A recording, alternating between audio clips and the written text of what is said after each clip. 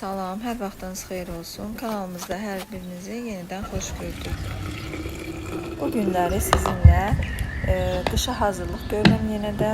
Bağımızdan yığdığımız turş gilaslardan qışa kompot hazırlayıram. Çox asan bir üsulla hazırlayacağım və fərqli bükümdə səhər yeməyində yeməyə pendirli, kəsmikli çörəklər hazırlayacağım. Əgər sizin üçün də maraqlıdırsa videomuzu sonucan izləyin, bizimlə qalın. Bağımızda qarağat da olduğu üçün mən bu gilaslara yarım kiloqram da qarağat yığdım, əlavə etdim.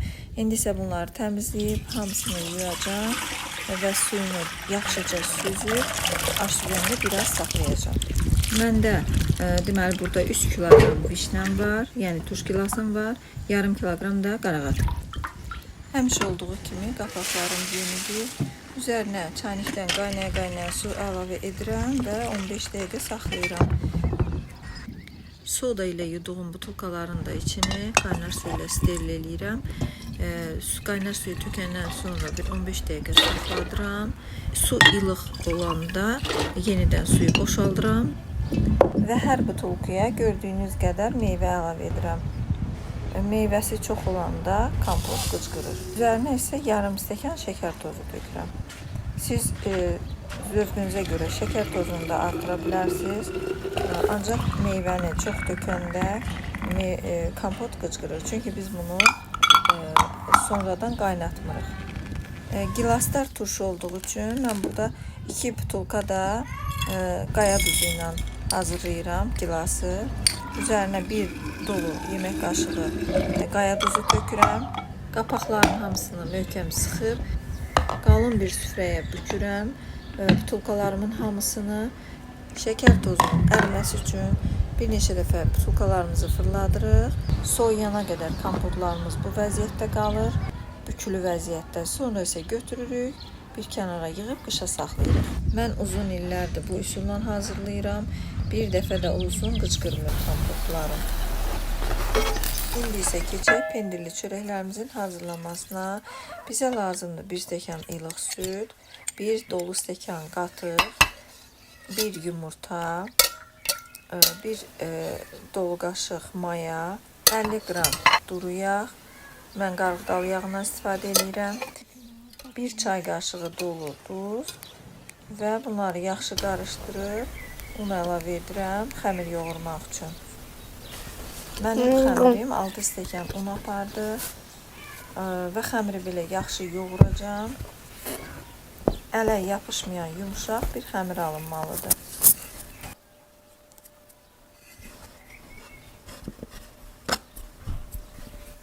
Məndə bir böyük kündə alındı. Bundan 8 hissəyə ayırıram xəmirimi və formaya salıb bir qabda yarım saat saxlayacağım.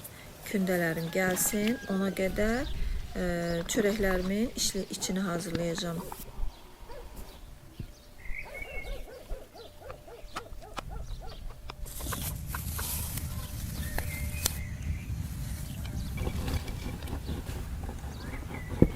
İçliyi hazırlayıram. Mən ağ pendirdən, Holland pendirindən və kəsmikdən istifadə edirəm.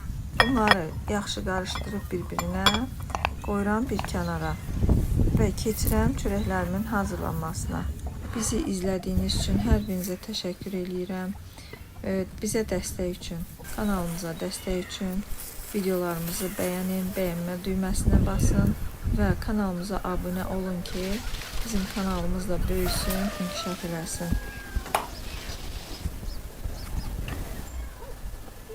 Açdığımız xəmirləri bu formada içinə pendirli qarışımla qoyub bükürük. Bu çörəyin bükülmə qaydası demək olar ki, mantıya və yaxud da gürcü xəngəlinə də oxşuyur. Ancaq belə üstündən yayırıq və hazırladıqlarımızı arasını yağlayıb üst-üstə yığırıq. 20 dəqiqə də bu formada saxlayırıq və az yağlı tavada qızardacağıq. Evdə olan az bir ərzaqla bu qədər çörək hazırlaya bilərsiniz və onu da deyim ki, çox doyumluq reseptdir. Siz də hazırlayın və ailənizlə nuş edin.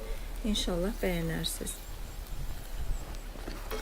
Göz haqqınızı halal edin. Videomuzu sonucan izləyin və salamat qalın.